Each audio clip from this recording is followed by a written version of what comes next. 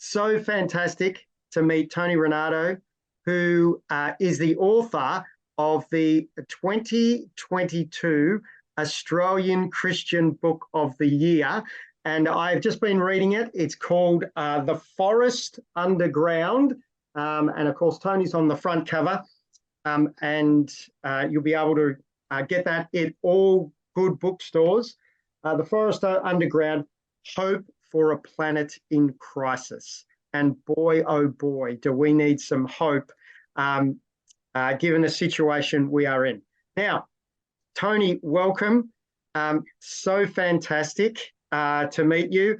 And I'm not going to go through all of your accolades because that'll take us half an hour and people will get bored by the end of it, all right? But I do want to begin by just saying, 40 years ago, you and your wife, Liz, set off to go as missionaries, Christian missionaries to Niger. And could you have possibly ever imagined that this is where you would have got to, telling your story, an Australian Christian, Book of the Year in 2022?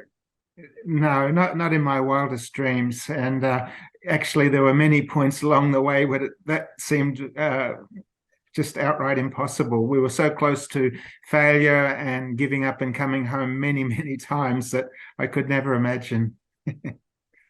Now, I've chosen this image behind me as my backdrop. And in some ways, your book is a little bit like Mark's gospel. Halfway through, there's this revelation in Mark's gospel about who Jesus is. Within your book, it kind of feels like halfway through, there's a revelation as well. And this picture depicts that. So do you want to just tell us a little bit about what this is a picture of and why it's so significant? Sure. It actually is the major turning point in the story and in my life, really. And as you can see, that's quite a devastated landscape. It had been a biodiverse dryland forest. In my childhood, growing up in Australia, this was farmland amidst forests. There were springs here and there were still wildlife. And in this course of just 2 decades, it had been reduced to this, barely able to support life in that region. And as young missionaries and managing a development project, we were all gung-ho. And I think when you're young, you're convinced firstly that you're invincible. And secondly, that you can solve the world's problems yesterday. And that just wasn't happening. Everything that I did was pretty much a failure. I thought if deforestation was one of the root causes of all these problems, hunger, crop failure, poverty, then surely if we put trees back into the landscape, then we could solve those problems. And you can see there on the pickup and the trailer, I've got a load of tree seedlings. It's the dry season. I'm taking them out to the villages to be planted. But by this stage, 2.5 years into our time in Niger, knowing full well that at least 80% of those trees would die, and the very people who we came to help thought this was crazy. In fact, they called me the crazy white farmer. Who in their right mind would devote valuable farmland to planting trees, something which in their thoughts would take decades to bring a benefit, when in reality, harsh reality, they were hungry today. They needed solutions immediately. And so that young man bending over, reducing the air pressure in the tires, is a very discouraged young fellow and quite on the verge of being ready to give up and go home. But I felt, no, God doesn't make mistakes.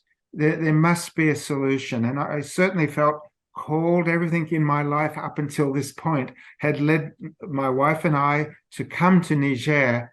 And I thought, no, there must be a reason. And I threw up a prayer, perhaps more of desperation than faith, but just saying, Lord, forgive us for destroying the gift of your creation. And as a consequence of that destruction, people are suffering. They're poor, they're hungry. They even fear getting out of bed in the morning. What will the day bring? But I reminded God, you love us, we're your children. Help us, open our eyes, show us what to do. And the significance of this photo, you look over my shoulder there, there's many plants that appear, maybe they're agricultural weeds, maybe they're bushes. And I'd been quite happily driving past them for 2.5 years, nearly every week by this stage. But on this day, one of those bushes caught my attention, and I took the trouble to walk over and take a closer look. And immediately, when you see the shape of a leaf, look at any plant in your garden, that leaf is a signature and it tells you what the plant is. Bingo. It's not a weed, it's not a bush, that's a tree. And I bent over, I brushed away some of the sand, and there's a big stump under the shoots coming up. So immediately the battle lines shifted. I realized I wasn't fighting the Sahara Desert. It wasn't a question of having $1 million budget or a miracle species of tree that could withstand the goats and the drought and so on. Everything that you needed was literally at your feet, because you can see it just in that little photo. There's perhaps hundreds of bushes there, but across the landscape, millions. Everything that you need for restoring this landscape is literally at your feet. And the real battle shifted from something technical, perhaps financial, to social and beliefs. If it was people's false beliefs about the value of trees and negative attitudes, thinking of them as weeds and destructive practices, if that's what brought the landscape to its knees, where it could no longer support life, this is where the real battle lay. And from that point on, my whole approach to reforestation shifted. And I'm primarily in the business, and this surprises a lot of people. They see me as a tree guru. I'm primarily in the business of regreening mindsets. And if Fantastic. if I regreen that, the rest is relatively easy. Yeah. So in your frustration, and because you weren't there long. Let's be honest, you weren't there long compared to other people who had been doing these processes. You hadn't been there long before you actually kind of discovered this. But the crazy thing is that it's so simple. It's like the answer is hidden in plain sight. Yeah, so certainly as an Australian, I should have realized right from the outset, because anyone who's seen the aftermath of bushfires, when the whole trunk resprouts, or if you cut any gum tree and certainly many other species, as in your case, it will resprout. It has this natural ability to grow from the stump. I should have known. And what this says to me is be careful how what your preconceived ideas are. And I went into this landscape, and like so many others, believing the trees had been removed.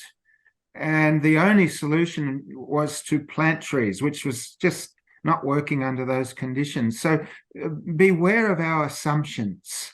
And the other lesson to me was also, that was a pretty heartfelt prayer that I shot up. And sometimes I realize now it's really a matter of giving up, coming to an end of yourself, stopping the striving in your own strength and giving it to God before the scales come off. And how stupid I felt. I would have tripped over those bushes in the years that I was there. Never realized, never made the connection. So being more quick to give it over to God, I think. Yeah, but I think the thing about it is that, like, because it's so simple, like what you actually discovered was so simple. It was a much easier process. And I mean, you've got those plants that you've got in the car there. You have to propagate those. You have to look after those. Then you've got to plant them. It's so resource intense compared to the discovery that you made. But I think that what happens quite often is that after we make a discovery, we kind of berate ourselves a little bit of, oh my goodness, how could I not see this before?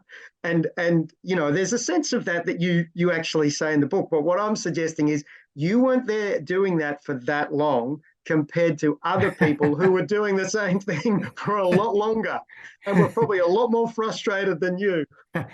Well, probably a testimony to my impatience. I couldn't have kept going planting trees and watching them die for much longer. But yes, the simplicity of it is actually revolutionary. And if you look at a study done 15 years prior to this discovery of what I call the underground forest, it cost about $8,000 per hectare to create a plantation, and the plantations were really struggling. In all likelihood, after 5-10 years, the trees would be cut and the wood stolen, and nothing to show for that effort. $8,000, that's an impossible figure if you're talking about scale. This, at best, a project cost for doing this, it's just promotion. It's just bringing farmers together to talk to each other and influence each other, probably $50 per hectare. But actually, once you've released the idea, it costs you nothing. It's only the value of the farmers' voluntary labor, which they give freely, because it's like sowing a crop. I'm doing this for me.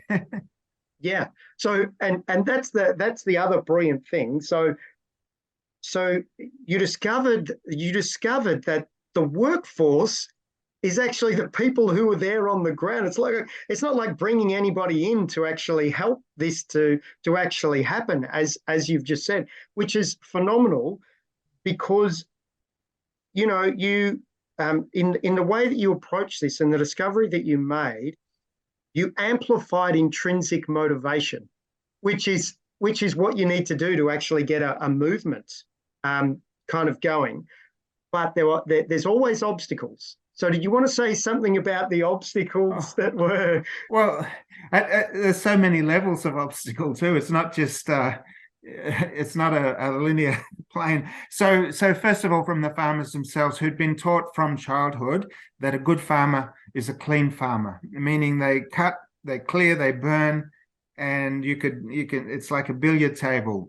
And so you're fighting that perception of what it means to be a genuine farmer. Then there are needs. When farmers do start to do this and others are not doing it, it's very tempting to go and collect that fuel wood for free or to release your livestock in there, which might damage the trees. So there's these cultural and social issues that you come across. A surprising impediment was the policies of the country. And so these were well-meaning policies. The government realized we're losing our tree cover. We need to make a law to protect the trees.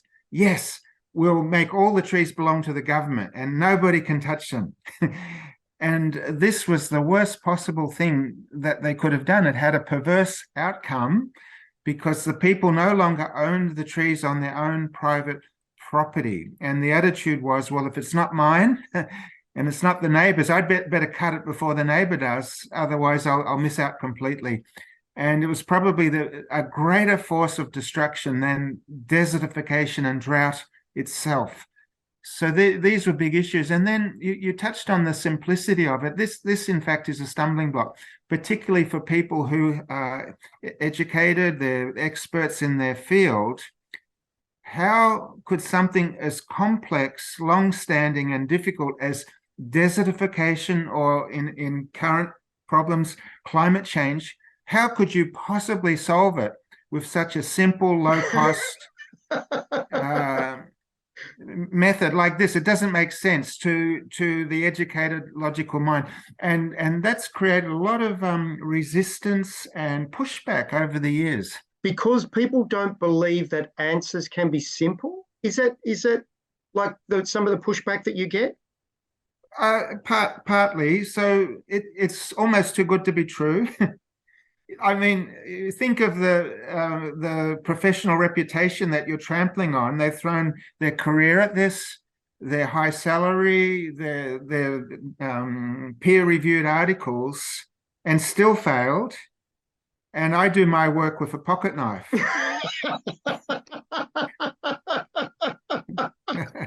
So are you suggesting there's a few people out there who don't like you that much, Tony?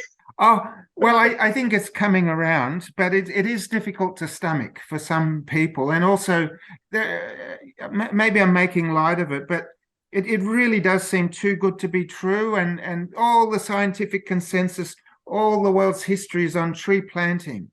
And there's a whole science around it, a whole body of literature. And even though what I teach is actually an ancient technique, it doesn't have the equivalent history and body of literature. That's changing. So Yep. it's not treated seriously, or I should say in the past. This is changing very, very rapidly because at the end of the day, a lot of money's been thrown at tree planting in these very harsh environments, and there's very little to show for it. And more and more evidence of what happened in Niger, for starters, where it's today spread to more than 6 million hectares, 240 million trees without planting a single tree. And through World Vision and other organizations, it's spread to more than 30 countries, and it's getting taken up by the farmers.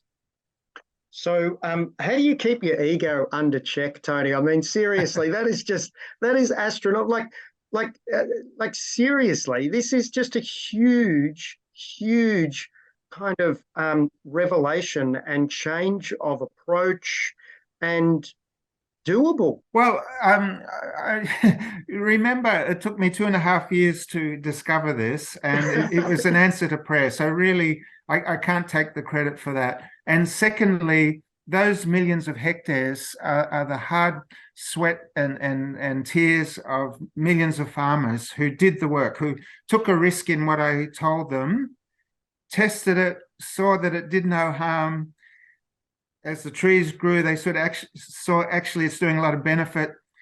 They got so excited about it, they shared with their neighbors, and their neighbors shared with their neighbors. So I don't feel tempted to be too proud, because this was a people movement, and all credit goes to them.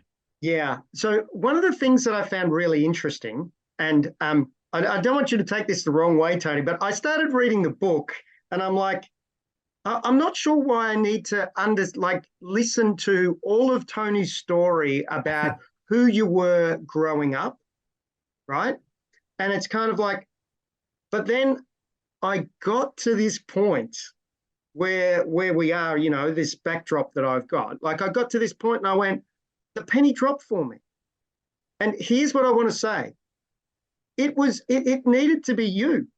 Like, and what I mean by that is, like, we all have our childhoods, and there are things that happen within our childhoods. But it was kind of almost like all of these things for you, it just read as though it was getting to this point, right? You'd just been formed and you'd been shaped, and that there'd been all of these, kind of the way that you're wired. You're so concerned about the environment, so concerned about degradation of soils, and the scarring of the landscape that you saw when you were growing up, and then the books that you read about your heroes. It all just kind of so where you've got to is kind of, it just kind of seems like, well, of course, if that makes sense. Thank you. Nobody's ever articulated that before. When you're growing up and you look forward into your life, there's just a series of often haphazard and disconnected events and books and people that come into your life. When I got to sit down and start writing this book, I was amazed. It's like it had been authored from the start. And of course, through our loving God, it is authored, but to see the connection from end to end as I wrote the story blew me out of the water. Yes, and even the order of things. If I hadn't have learnt the Hausa language when I did, I couldn't have been there for the famine. If I hadn't have discovered the tree stumps before the famine, there would be no food for work program that would lead to a social revolution.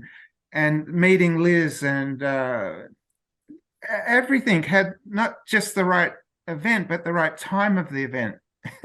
Yeah, well, and you make the point within the book, right? If it wasn't Liz, then your life would not have been the same. There's not too many girls tough enough to put up with what she did, and patient enough with someone as stubborn as me. Yeah, I mean, it all just it all just kind of comes together and it makes sense. Um, and then, of course, you know, within the second half of the book, you talk then about the results, like um, the outcomes, what has happened. Did you want to say something about how it's kind of gained momentum and how you found that, and maybe even some of the frustrations you've felt because of your impatience? Your words, not mine, Tony. um, Certainly, you know, I don't want to step out, but I could comfortably step out now because there are so many champions, both in the field in developing countries and in Australia and other developed countries. So many people have grabbed a hold of this and taken it as their own. So I could comfortably retire now, but heaven forbid I'd be bored. Frustrations.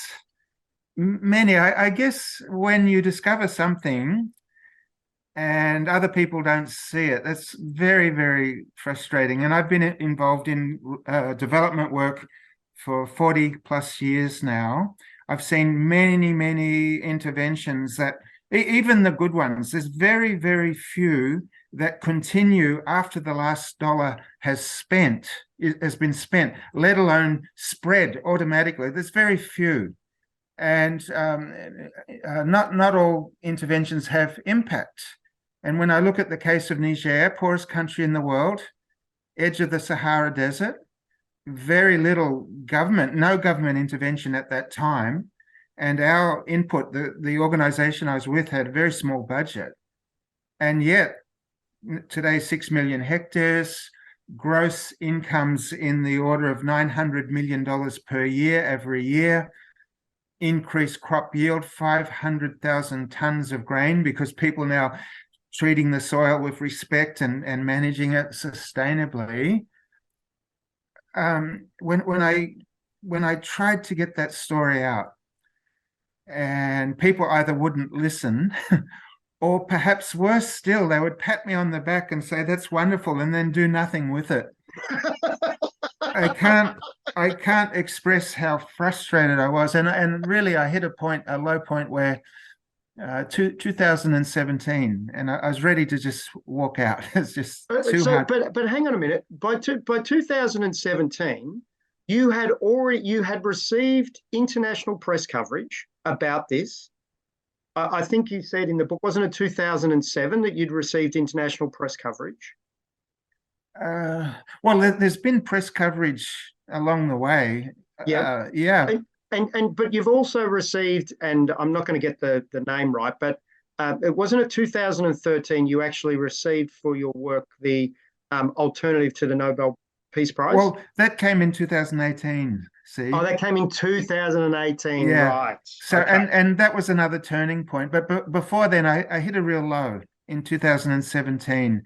And Liz and I went away on holidays, and I was considering just, I've got this burning passion in my heart. Lord, either take it away or quench it, fulfill it. And neither was happening. So on holidays, I did an assessment. Has my calling changed? No, right from when I was a child, the Lord put this passion inside of me and called me to do this work. Am I self-deceived about the impact of FMNR, the farmer managed natural regeneration? And I looked at the impacts and the way it spread automatically and the life-changing effect on people. No, I'm not exaggerating.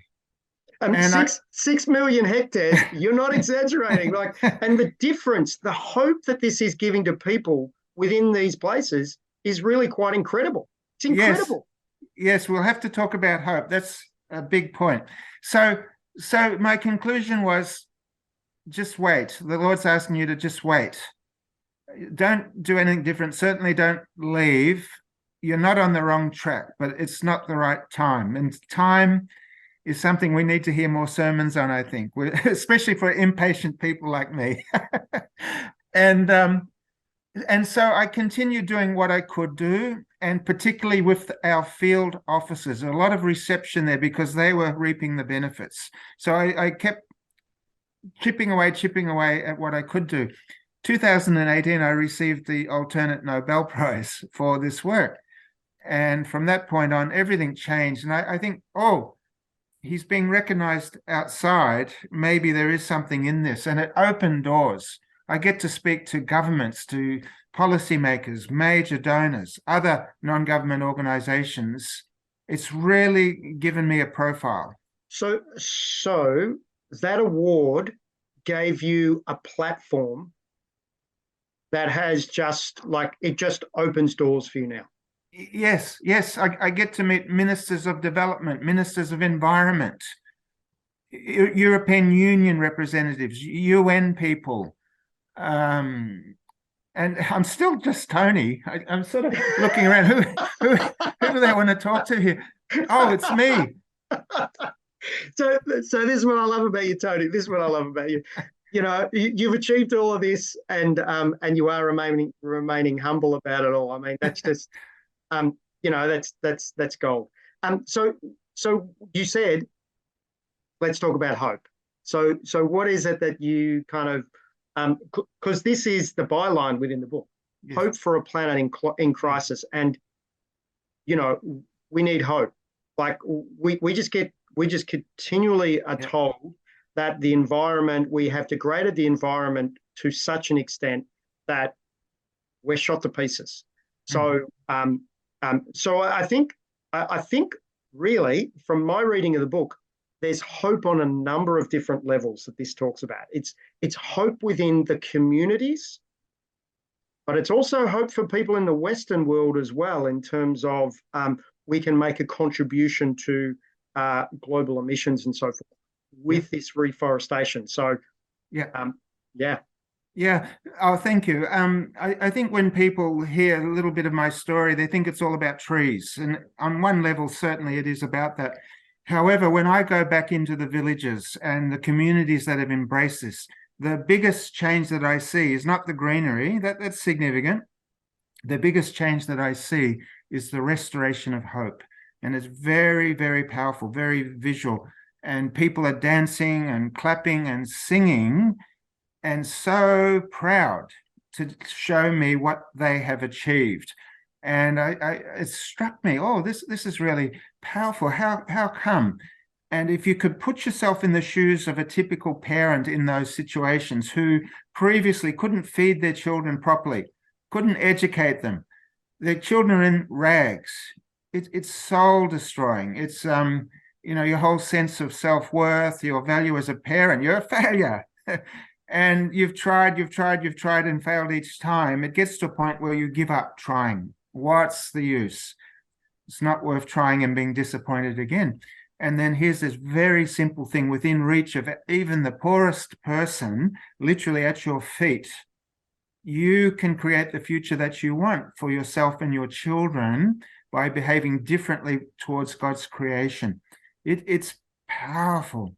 And fortunately, the trees grow very, very quickly. And there's another aspect to it. Trees, it's a picture of God's forgiveness. We've you know, repented of our wicked ways and started to work with them and allow them to regrow. And they forgive us and they bless us and provide so much. And so on that level, this restoration of hope is wonderful. And you know, one old chief said, this gift of FMNR is from the Almighty God, and wherever you bring it, you bring life and joy. And I'm choking up a little bit as I say it, because these people are on the verge of leaving their land. They couldn't get a livelihood from that land anymore. And people who have hope will behave very, very differently to people who don't. They'll send their children to school. They'll make wise decisions on how to invest their meager resources to create the future that they want.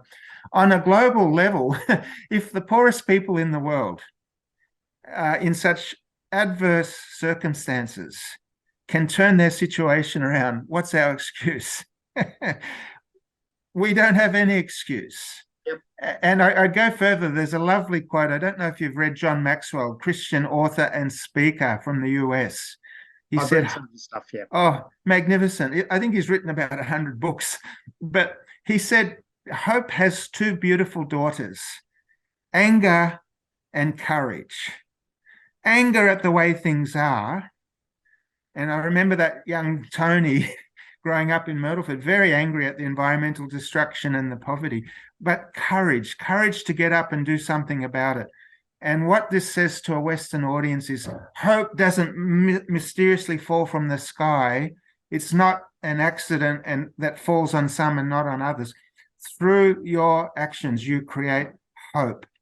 And so the following comment is, for goodness sakes, get off our butts and do something, even if it's a small thing. Create the hope that you want to see. So, you've got some really bold plans, and I love it. I love it. So, and you make the point there that Tony spelt backwards is why not, which I really love. But tell us about the bold plans. And I think within the book you say something about 2030. Yes, so the plan is to restore 1 billion, that's a B, 1 billion hectares of degraded land globally by 2030, which is coming up very, very quickly. And to do that through World Vision, through communities, with and apart from other organizations. So we're freely sharing the information how to implement this approach. We welcome partners, but we also encourage organizations and individuals, if they have the information, just do it. Yep, fantastic. So towards the end, I think the second last page in the book, you actually say, or you ask this question really of the reader, will you join the movement and help restore 1 billion hectares of degraded land? So my question though is, how is it that me and people who watch this video, probably most likely in the Western world, how is it that we can actually join in this movement? Like, what are some practical steps for us? Thank you so much. So on a human plane, 1 billion in less than 10 years is an impossible number. It's not going to happen on a human plane. And therefore, my first request is please pray. Much of this story, probably all of this story, is an answer to prayer. The revealing of the underground forest, the motivation of the people, and the results that we have are answers to prayer. So please pray. Secondly, if you have resources, please give. This is a low-cost method, but it's not no cost. It does cost something to get out there, to teach, to bring people in to learn. And so there's a website, FMNR Hub. If you type in FMNR Hub, there's a donate button on that website, and you can give towards these projects that promote FMNR globally. And this doesn't apply for everyone. So, some people have land. Please look on your own land, see if this is possible there. If trees aren't coming back naturally, then there's always the option of planting them.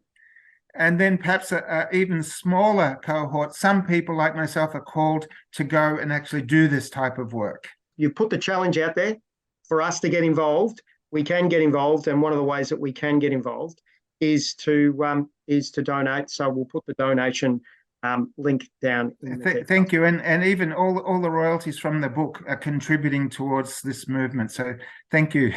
Thank you in advance. Fantastic. All right. Well, thanks very much, Tony, for your time. Wonderful to speak with you. Congratulations on another award, which is probably a smaller one in comparison to all the other awards, but it's still nice, I'm sure, to be named Australian Christian Book of the Year 2022. So more power to you, and we will be praying that 1 billion hectares actually becomes a reality by 2030. Thank you so much. It's been a great pleasure to speak with you, and thank you. Yeah.